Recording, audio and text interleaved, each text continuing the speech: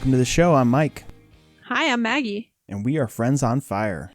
We are on a mission to get friends to talk about money. So, Mike, for our listeners' reference, I thought it was worth mentioning that we just had spring break here in Atlanta this past week. It's Saturday night, and we're recording the day after we just had spring break here in Atlanta. So we're 4 weeks into the corona quarantine situation happening around the world. And how was your spring break, Mike? What did you guys do? It was a lot like the other weeks we've been at home because both my wife and I had to work. And so we basically just did a lot less schooling than we normally do. So more phones, more TV. It's been a lot warmer, so we let the kids play outside, but it was fairly uneventful. How was yours? Ours was good. We took this idea from a neighbor who had shared it and posted it on Facebook, but we did some theme days with the kids. So we had a beach day, a wacky day, and a spa day. And it was fun. It created a little bit of excitement for them and just some kind of unique activities we planned each day.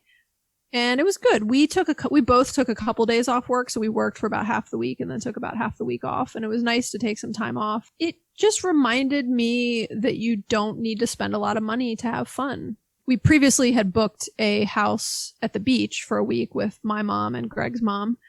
And we obviously couldn't go. And, that week would have cost us, a lot of money, like a few $1,000s or more. So it just reminded how you really don't need to spend a lot of money to have fun, which is a great segue into today's topic, which is all around minimalism and money. And I know you are thrilled to talk about this because you are obsessed with minimalism. I am. I've been obsessed for many, many years. I can't even remember when I first discovered the term. I think it was the Minimalist podcast that I first started listening to. And I'll have to look back to when their podcast started because that's probably about when I became obsessed with it. I just latched onto it. I don't know what it was. It put words around a lot of the beliefs I had and a lot of the things that I realized were stressing me out in life. And I just loved it. So let's just start with what minimalism is for people, Mike. What do you think of when you hear the term minimalism? I see minimalism as two different things. One is that there's this philosophy that a cluttered house creates a cluttered mind. And I certainly find that to be the case. Like the more things you have around you, the more things you have visually distracting you and prevent you from being focused. That's certainly the case for me.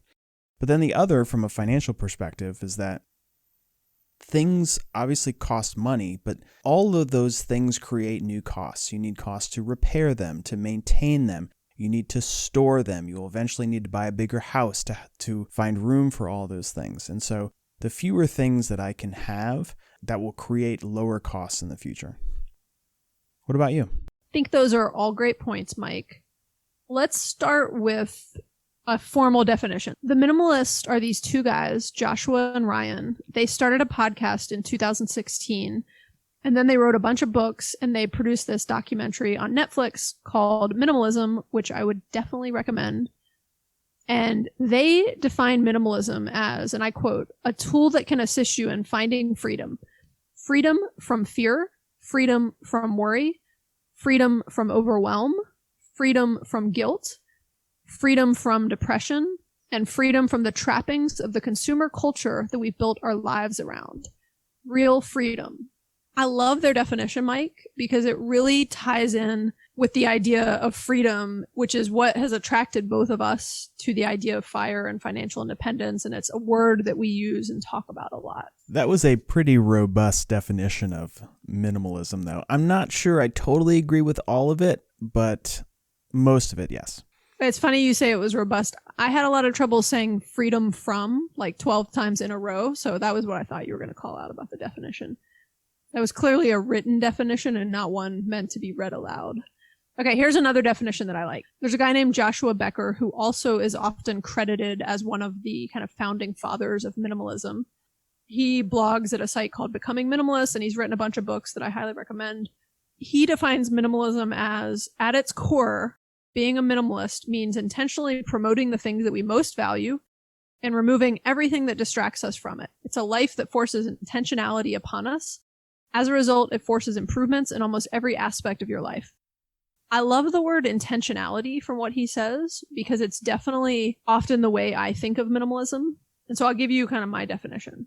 I recognized many, many years ago that stuff and physical objects do not make me happy, and actually that it was doing the opposite, that it was really stressing me out. So similar to Mike, what you were saying at the beginning, I am very distracted by cluttered environments, whether it's my office, whether it's somebody else's desk, even if it's not my own, a counter that's covered in crap at my house, whatever it is, I'm very distracted by it. Like, I cannot work in my home while it's messy, right? Super distracting to me. It really stresses me out. And similar to the fire concept, once I knew there was kind of a name and a movement around a lot of the ways that I had been thinking, it really propelled me to take it much more seriously and kind of take it up a notch and become much more intentional about things. And so I am incredibly intentional about the physical stuff that I will bring into my life. The decor in my house is really minimal. I have a fairly simple wardrobe. I'm still on a journey to declutter a lot of the items that I had amassed in the decades before I had this mindset. So I still have opportunity to get rid of a lot more things in my life, but I'm pretty good about bringing new stuff into my life. And I am pretty intentional about what I will bring in. And I really try to focus on that with my kids also. I can attest to your fairly simple wardrobe because I very rarely, if at all, notice anything anybody wears, but I definitely recognize all of your outfits at work now. Yeah, it's because there's only like 5 a of them. handful or two. Yeah. Yeah, you really have a confident, I don't care what you think about me type look around the office. I'm not sure if that's a compliment, Mike. But no, I do. It's funny. I love Courtney Carver. She has a thing called Project 333, and I've never gotten down to this number of things, but it's the idea of having 33 pieces of clothing that you wear over 3 months. But she makes a lot of points, and she often says, like, nobody ever notices what you wear. So I think it's funny that you actually commented that you've noticed, that I do rewear a lot of the same things. I try not to rewear them the same days, like back to back, But I don't know, that could happen. I also have a lot of the same white shirts, so if you ever see me wearing white shirts frequently, that's why. But I love the idea of a simple wardrobe, and I actually have many more clothes even still than the ones that I typically wear and that are my kind of go-to ones. But there's certain things that I feel good in. They're easy to maintain and wash and other things. And I wear them repeatedly. And I don't really, similar to your like car concept, Mike, like I don't really care what people necessarily think as long as I look sort of presentable enough. Well, mission accomplished. Emphasis on the sort of. Oh, and then I often think I'm like every dude at work always wears basically the same uniform too. It's like some version of a plaid shirt and the same pair of like khaki or some other color dress pants, right? So to me, I'm like, why can't I do the same thing, right? Like, why does it matter if I have, I don't know. I have no idea, Mike, if you have 5 of the same plaid shirts or if you have 50 different varieties of plaid. It all looks like plaid to me. I just see another dude in a plaid shirt and I'm like, oh, it's another guy in a plaid shirt. Yeah, you're absolutely right. Why does it matter what I wear? You're absolutely right. And I actually have to focus and try to remember very hard what I wore the previous day because unlike you, I might actually wear the same thing back to back just because it is not top of mind. It is not something I'm paying a lot of attention to. That's funny. You need a rotation system where you take the shirt you just wore and put it at one end of the closet. Oh, that's a good idea. Sometimes. You're not going to need to remember to rotate your shirts for months, probably, because I'm not sure when you're going to wear a plaid shirt again. But oh, yeah, that's true. I did see a sale for some really nice plaid shirts today. And I was like, when am I actually going to wear these again? Yeah. Probably never. The other day I was looking in my closet thinking, when am I going to wear any of these clothes again? And then I continued to put on the shorts and a t-shirt that I've been wearing every day. Yeah. It's on brand for you. Okay, so let's dig into what we want to really talk about in this episode, which is exploring the relationship between minimalism and money. So we want to talk through a few things that we think really start to delve into how the spirit of minimalism and money tie together and kind of what they mean and what that relationship looks like. So the first thing, and the most obvious one as it relates to this podcast, is that stuff costs money. And being a minimalist means that you identify the very few things that bring you joy, that make you happy, and that is what you spend money on. and the other things you don't. And as we've discussed on probably almost every episode we've had so far, stuff doesn't make you happy. And so if you can identify those things that don't bring a lot of value to your life and cut them out, you will not only grow your wealth, but you will be far down the path of achieving a kind of ideal minimalist lifestyle. I love the word intentional too, because I think the word minimalism can throw a lot of people off. So even when you say minimalist lifestyle, Mike, I think the idea of people thinking, I want to be intentional sounds more appropriate to the average person. You know, like someone like me, I get excited by the term minimalism, but I think other people could get really turned off. Like that's too extreme. Mm-hmm. And so to many people, I would challenge you to think intentional. Think that you really want to be intentional about what you do and don't bring into your life in terms of physical objects and what you want to spend money on. So very intentional about what you want to spend money on. Because Mike's point here is every time you buy something, that is impacting your financial situation. So stuff costs money. And when you make choices about things, it impacts your finances. I thought this was a cool quote that somebody said on a minimalist Facebook group that I'm on, which makes me sound like kind of a nerd, by the way. But it's the minimalist local Atlanta Facebook group. So this person said, minimalism is helping my family get through the current emergency. It makes saving easier for when the unexpected happens. Minimalism can help you save that all-important 6 months living expenses in case you get laid off work. And I just thought that person's comment about kind of the tie-in between minimalism and your finances was a great point in terms of just reinforcing what we're talking about right now. And the current circumstances, I think, make this a lot easier for people to introduce themselves to a little more intentionalism and possibly becoming a little more minimalist by necessity, not by design. Yeah, exactly. And we'll talk about that more towards the end, because I do think what is happening in the world right now is creating, by way of force, a different mindset that I hope actually might stick with some people, and we'll dig into that more. So the second point we want to talk about is the idea of not confusing being frugal with being a minimalist. I personally think there's a big difference between being frugal and being a minimalist. So being frugal is, cutting coupons. It's actually often the opposite, right? It's you think you're saving money, so you almost justify that you can buy more stuff, right? And you're like, oh, well, I cut coupons, or, this was on sale for 25% off, or whatever it might be. Or you cut the end off your toothpaste so you can squeeze out a little bit more. Exactly. I don't know. That actually might be a little bit of being frugal and being a minimalist. Oh, so we found a crossover point. Yeah. No, maybe I'm arguing against my own point. No, I'm going to put the toothpaste thing in the being frugal category. Yeah, it was in our crazy frugal things we do episode. It was. You're right. Exactly. I think both of them can live very nicely together. But the one thing I would caution people on is, if you think, oh, well, I'm super frugal, I don't even need to think about the idea of minimalism or being more intentional about the stuff I bring into my life, I would challenge that thinking, because I think they are two very different things. And so think of minimalism as more of the idea of less stuff and the realization that you don't need as much stuff in your life. The idea that having fewer things can actually make you happier. And it's actually okay to spend more on some higher quality things, right? If you take a minimalist, more intentional approach to things, you can have nice things, right? You can spend more on certain things. And that might seem, again, counterintuitive to the idea of being frugal.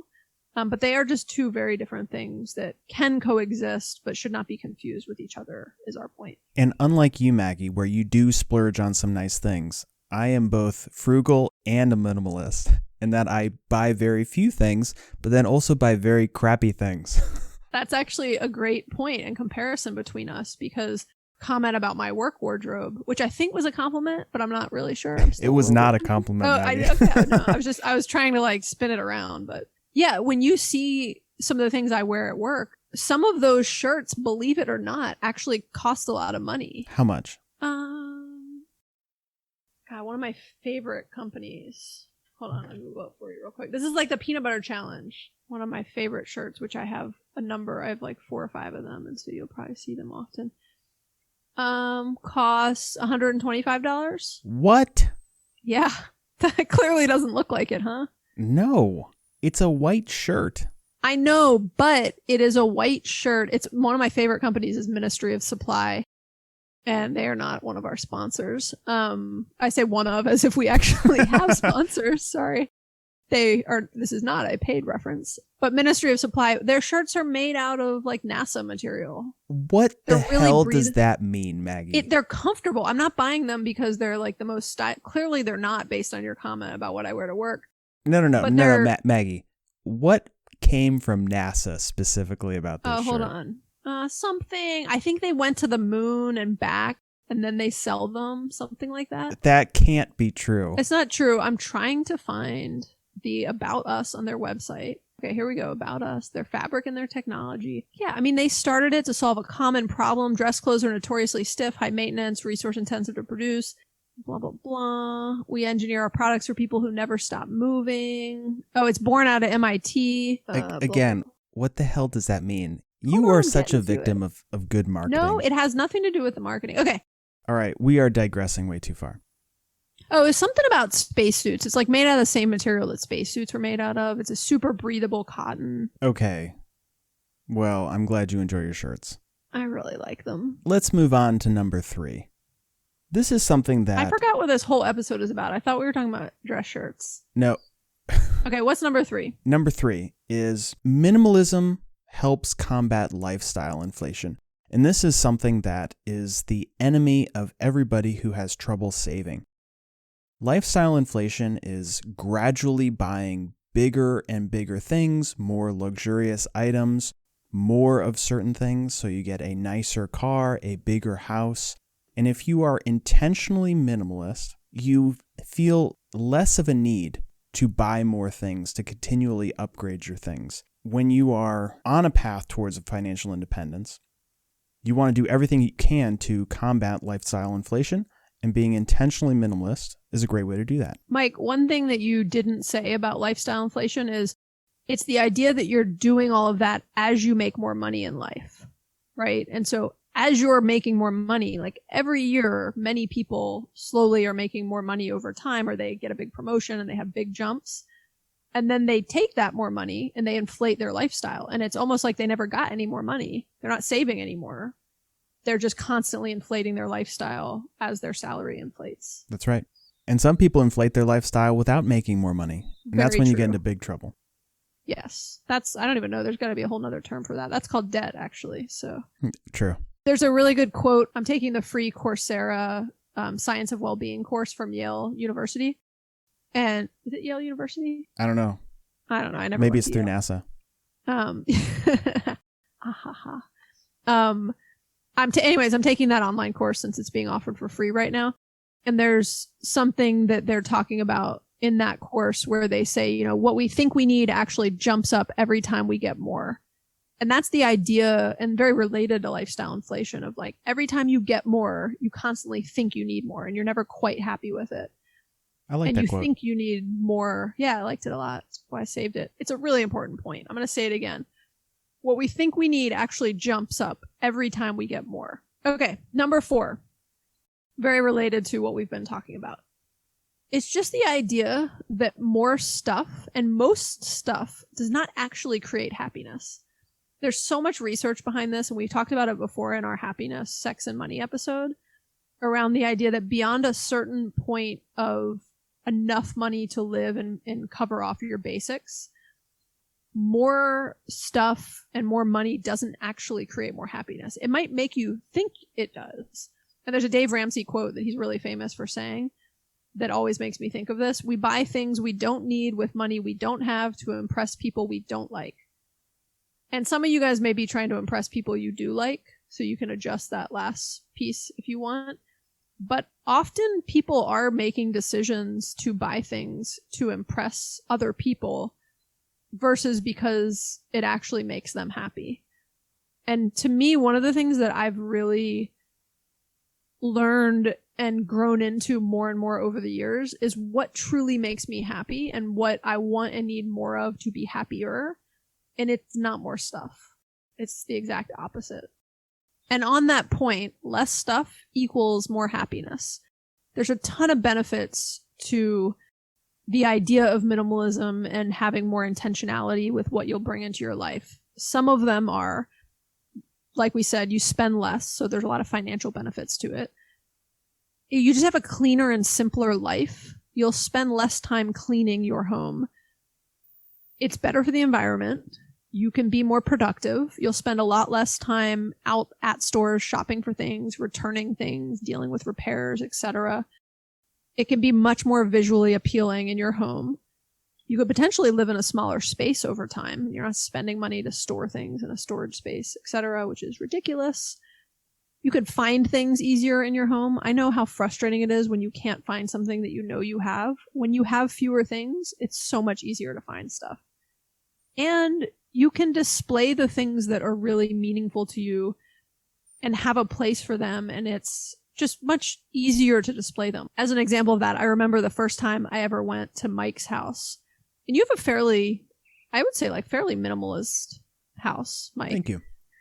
And you have a lot of your trophies from college lacrosse and then also from when you were a film producer. And you have those on display downstairs in kind of like your rec room, family room. And then you also have a ton of your wife's swimming trophies and ribbons, which there's a lot of them. She's a very accomplished swimmer.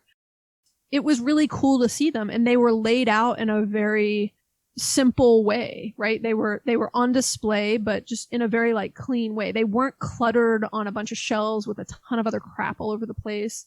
Like it was just very simple and clean, and they were nice to look at, right? And it just reminded me, like when you have fewer things, you really focus on and care about the things you have, and you can display them in nice ways and enjoy them. Thank you, Maggie. Yeah, no problem. Shout out to your wife for being an awesome swimmer. We don't like to show off our trophies in our house. Oh, really? Where do you keep yours? I mean, I might not actually have any, but if I did, I don't know where I would put them. I don't actually have any trophies, so. Oh, that's kind of sad. You don't have any like participation trophies? I do. Actually, that's not true. I played a lot of sports in high school, but I was not really good at any of them, but I always had a really great attitude. And so I would always win like the coaches award and things like that because I tried really hard. And I was very participative with the team, but I didn't get a lot of playing time. And so I do have a lot of participation trophies, as you joke. And I have a lot of coaches awards. And did you keep all those? I do. Yeah, I have them. They're actually in storage, though. I mean, not storage. They're like in a memory bin kind of thing. Is this something you want to hold on to long term? Yeah, because they're the only trophies I have. Oh, wow. Until we win.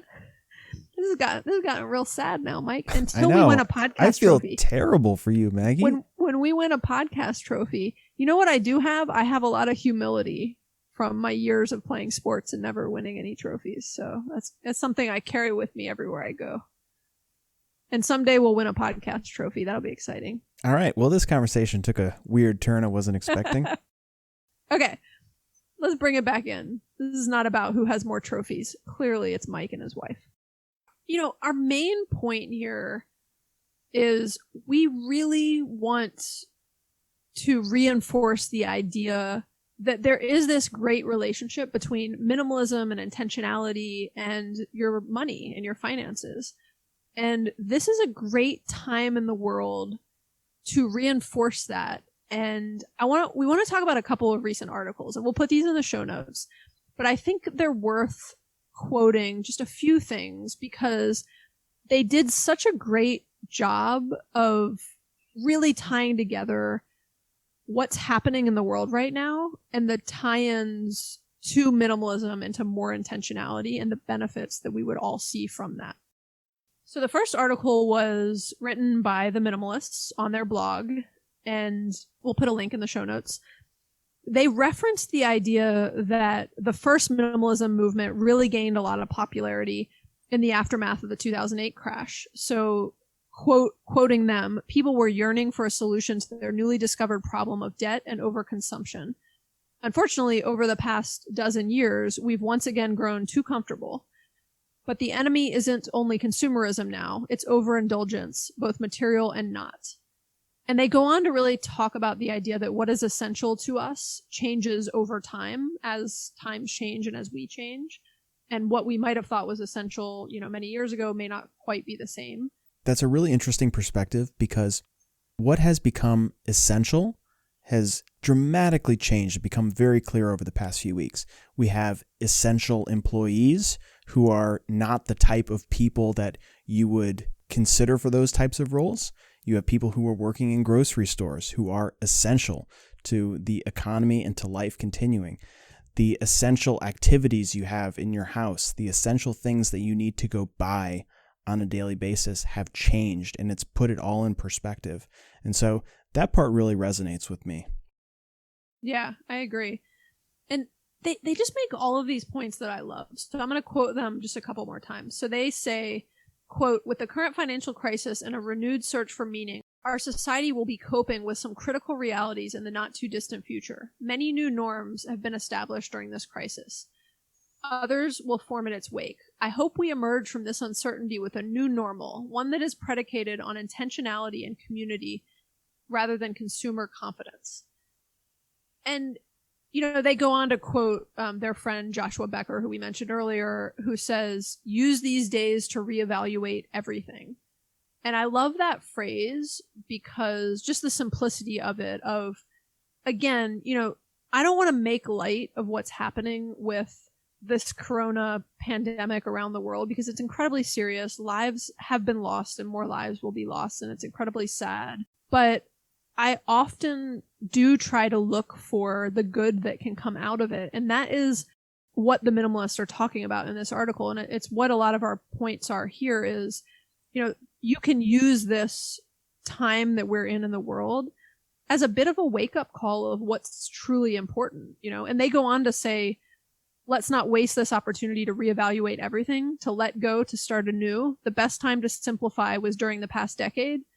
The second best time is now, right? I love that phrase, right? We're here now. Forget what you've done in the past. Think about where you are now. Think about what's really important to you. Reevaluate what's really important to you. And decide how you want to live your life, right? And to us, it's hard to decide how to live your life without tying in the conversation around money and finances. Okay, so there's one other article we want to reference and quote. And again, we will put it in the show notes. But it's this article that a friend forwarded me this morning, actually. And I read it and was like, great timing. I'm recording a podcast tonight. Then we're going to talk about this exact topic. And I immediately sent it over to Mike. And it's titled "Prepare for the Ultimate Gaslighting." First off, I could not remember what gaslighting meant. Me neither. Yeah, I'm still not. It would be comical for us to both say what we thought gaslighting meant. But if you don't know that word, it's basically defined as the manipulation into doubting your own sanity. So that's not what I thought it was. I'm just going to leave it at that. Let that sink in. But it talks about how quickly the country may begin to get back to normal, quote, normal, and whatever that is, and how marketers are going to really work hard to convince us once this quarantine's done and once we kind of get back to like a quote normal life and stores reopen and schools reopen and we can travel again and everything else, all these marketers are going to come out and do what they do well, which is convince us that we need their products again. And this whole article is suggesting and challenging kind of a different approach and a better approach. And I hate to read like long sections of things, and I know Mike's not excited. But you're going to do it anyway. But I'm going to do it anyways. It was such a great article, and it's a long article, but I'm just going to read a couple of paragraphs from it. So I'm quoting this article. "We as a nation have deeply disturbing problems. You're right, that's not news. They are problems we ignore every day, not because we're terrible people or because we don't care about fixing them, but because we don't have time. Sorry, we have other shit to do. The plain truth is that no matter our ethnicity, religion, gender, political party, or the list goes on, nor even our socioeconomic status, as Americans, we share this. We are busy. We're out and hustling to make our own lives work. We have goals to meet and meetings to attend and mortgages to pay. And while the phone is ringing and the laptop is pinging, all while the phone is ringing and the laptop is pinging. And when we get home, Crate and Barrel and Louis Vuitton and Andy Cohen make us feel just good enough to get up the next day and do it all over again." So that's the end of that section. And are you going to read more sections? I got a couple more to read. Maggie. Okay, Let me just knock it out real quick. It's so good. I can't not read it. Okay, next quote. I was going to share some thoughts on it, but since it's so long, let me just read what the author said. Next quote. Well, the treadmill you've been on for decades just stopped. Get ready, my friends. What is about to be unleashed on American society will be the greatest campaign ever created to get you to feel normal again. It will come from brands. It will come from government. It will even come from each other, and it will come from the left and from the right. We will do anything, spend anything, believe anything, just so we can take away how horribly uncomfortable all of this feels. And then he goes on to say, and kind of close it out with this, and this is what I love. So I gotta read this. So great. There's one more. Last quote. There's one more. From one citizen to another, I beg of you, take a deep breath. Ignore the deafening noise and think deeply about what you want to put back into your life. This is our chance to define a new version of normal.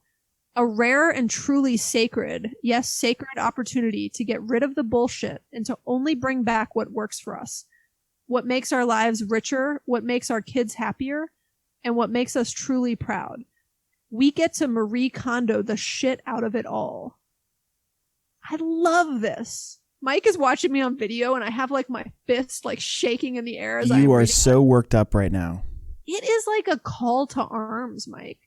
It is everything I have always believed, just so eloquently said at a time when I think the world needs to hear it. And I just love it. So for people who may not know what to do next, even if they believe what this article is saying and what we have been talking about on this episode, we are going to do a follow-up episode where we talk about some specifics, how to declutter, how to evaluate things, how to become more intentional with your lifestyle. And so we'll give you guys some specifics and some roadmaps and some techniques for how to take advantage of this time and have some good come out of it. Yeah, I can't wait to do that. I think you're right. You know, we've talked a lot today about the importance of intentionality and the importance and kind of opportunity that we have around minimalism, specifically tied to money and financial independence and personal finance. But we really haven't gotten tactical on how you actually take some of these mindsets and practices and use them in your life. So I'm excited to do a follow-up episode to dig into that more. And like he said, we're going to Marie Kondo the shit out of it all. Can't wait. So let's wrap this up with our 3 key takeaways. Number 1, frugality and minimalism are not the same, but being a minimalist will save you money. Nice. Okay, number 2, realize that stuff, again, beyond a certain point of the basics in your life, does not create happiness. And number 3, take this very difficult time in the world to reevaluate what really matters to you and what makes you happy, and decide the value you place on that stuff and why. Okay, I don't have a Mike's Minute on the mic for tonight, but... All right, we're going to do Maggie's Minute on the mic tonight since you don't have one for me. Okay. I only get 60 seconds? You only get 60 seconds. Let me get my clock ready. I have to set my own timer for this one. Just so I can like manage my time well. What sports did you play in high school? What were you best at? And what were you worst at? And go.